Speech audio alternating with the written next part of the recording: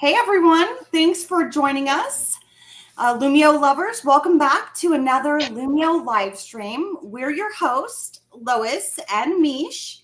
Uh, Say hello, everyone. Today we're going to talk about different ways to use the rank order game, from icebreakers and class votes to interest data and instructional content. There's so many different ways you can use this game. And if you would like to follow along, today you can go to hellosmart.com and join as a guest and enter the class code 181461. You ready to get this party started, Mish?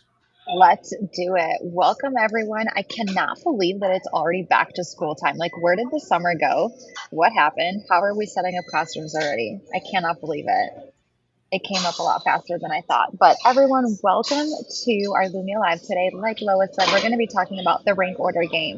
And I really love the rank order game because of our 12 games, it's one of those where you can actually decide if activities are graded or ungraded. So it can be used as an icebreaker or class vote, or it can be used for instructional content as well. So I'm excited to give you guys a few different examples based on grade levels and content and how you can use the rank order game. And hopefully you can walk away with an idea of how you can use it in your classroom. So just a quick little icebreaker here as we're transitioning out of the summer. I just have this rank order of what are your favorite summer activities. So on your screen, you'll be able to sort those activities out, and I can demo on here as well. You'll see that as you place these, they just accept in because I have this set to be ungraded. You can take a second to vote here. Yeah, I'm going to say that working out is probably my least favorite Oh, summer you said that activity. as I put that at the bottom of mine. I am just telling you, I am so ready for winter, which I never say. I am a summer person through and through, but this summer heat, like I am over it. That is very true. That is very fair of you to say. So from here on my teacher dashboard, what I can do is go in and I can see some class averages here. So because we've just got one person in here, which is Lois, I won't be able to show you exactly what it might look like if we had our whole class here, but I'd be able to see our class average and how our students are voting on their favorite summer activities. If I wanted to, I can also go to student progress. And if this is your first time exploring Lumio, anytime you click on student progress, it does give you a warning where you can see you're about to show student names and scores. Are you sure you'd like to continue? So if I did that, I'd be able to click into Lois's and see how Lois is scoring hers. Lois is riding the struggle bus today. That is okay. Struggle bus is a lot more visited than we think.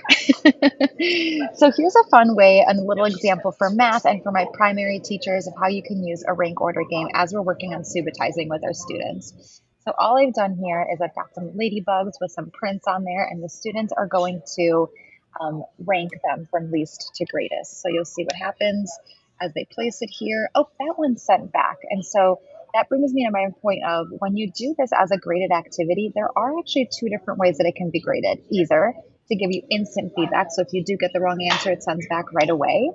Or in the next activity I'll show you, it grades you at the very end. So it makes you finish it up first. So from here, we'll see I can put No, I feel 0. like that was tricky because I wasn't expecting 0 spots on a ladybug. That is true. I know it was kind of a trick question, I guess. We're like, no, Lois, it's not tricky. Just do it. And then also you'll notice that each of these little pictures have that little blue square in the bottom right corner. So if a student needed to blow that up nice and large to be able to count and being able to tap if they count, if that's a learning support they would need, they can make it nice and large to allow their little fingers to tap as they count all those little dots. Or So no that's dog. just a little, yes. So just a fun little activity here for our early learners as they work on subitizing. My next example here is the scientific method. So here's one way you can do it. All I did here was typed in some words, and if you stick around to the end, I will show you how to build one of these out and then where to go for some more advice on using these games and ideas.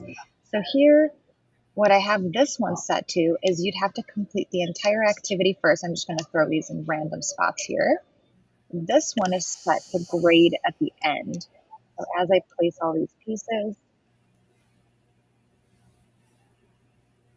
and then I click check, you'll see that it told me, oops, I got all the wrong answers. I'm afraid. Oh, oh, it was very bad. Like I thought I was gonna get this, but I got two of them right. So Okay, it's better than I did. I got 0.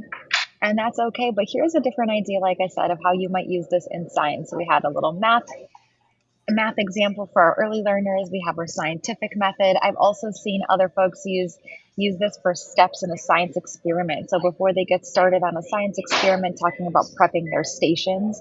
So what are the first steps we've got to take as we prep to do a science experiment or a lab? All right, for my history and social studies teachers here, I've got a timeline activity. So here, the students would be sorting the events in the civil rights movement, what order they happened in. I've also seen teachers use this for story sequencing, so to do a little comprehension activity or after reading a novel, sorting the events that happened in the story. You could do it for a movie. You can do it for, again, for steps, but for here, for my history and social studies teachers, we are sorting the timeline of events in the civil rights movement. I've got this one also to set to be graded after they complete the activity. So I'm just going to throw these all in here and check. And there we go. It can do it that way. Remember with the subitizing one, I had it set to give that instant feedback. So you do get to decide how you want that to be graded. I really love how you change the background in all these different activities and how you can use the ready-made backgrounds or choose your own. It's so nice. It is so easy to do that. And when we get to the building part, I'm going to show you how to do that. But yeah, I always like to bring in a background that's relevant to the content and just makes it a little bit more exciting for the students. Very easy to do that. Next one I've got this one set to be ungraded. So kind of going back here to maybe an opinion-based piece. So this one I worked with lots of librarians that'll, after they, study with their students, all of their genres that you can find in the library, if they're doing novel studies, then we maybe want to have our students sort out their favorite genres. Maybe we're getting ready to pick the next book that we're going to read as a class, and we can sort this way. I've also had PE teachers do this as a beginning of year and end of year activity to gauge what all the students' favorite sports are. So again, this one I've got set as an ungraded piece, and we're seeing our class averages of what our favorite genres are. You know what? I was thinking since today is National Thoughtful Day, like sometimes I realize like my children are very different from each other, right? And what one would think is thoughtful, another one may not.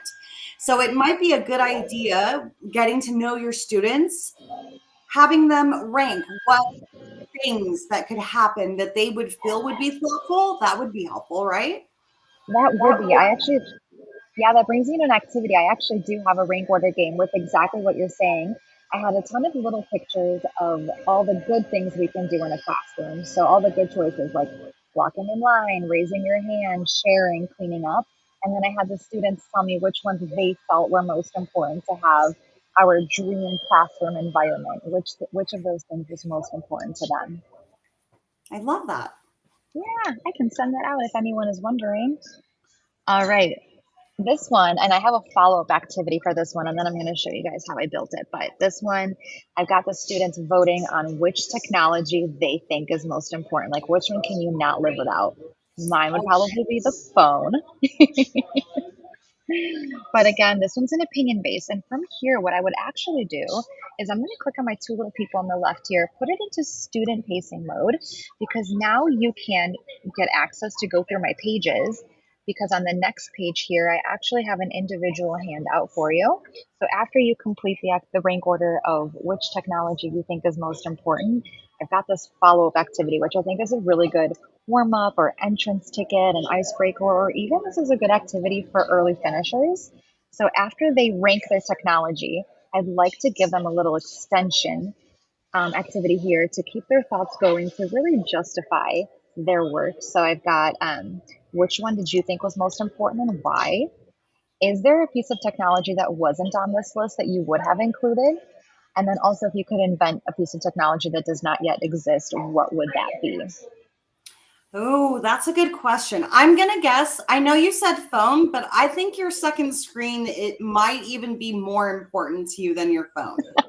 You're right. I do make a point to talk about my second screen every time I do this, don't I? And I would say my iPad is like I need it like so much because, just like you blew up the ladybug to count the dots, like let me tell you, the older I get, the more I have to like, what is that? What is that? So I kind of love my iPad. I do love that for you. So we're running out of time here. I'm really quickly going to show you how to build a rank order game and then where to go to get a couple more ideas here. So in editing mode, I'm going to click on game-based activities. Here is my rank order.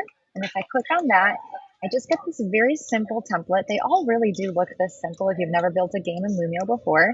And all I have to do is create my rank order. So I'm just going to make this nice and simple, and we're going to do a number rank here. So we'll just do 1, 2, 3, 4, 5. You'll see that you can do either text or images. And then over here is where you can decide if you'd like to check answers. So again, instantly, as if you send it over and it's the wrong one, it'll send it back instantly. When prompted means that it'll have you complete the whole activity and then tell you your grade, or don't check is for it to be ungraded. From here, you'll set your labels. So mine would be from least to greatest, your smallest to largest. Click next. We've got all these pre-made themes here, so you can pick any that we already have. There's some simple ones in here.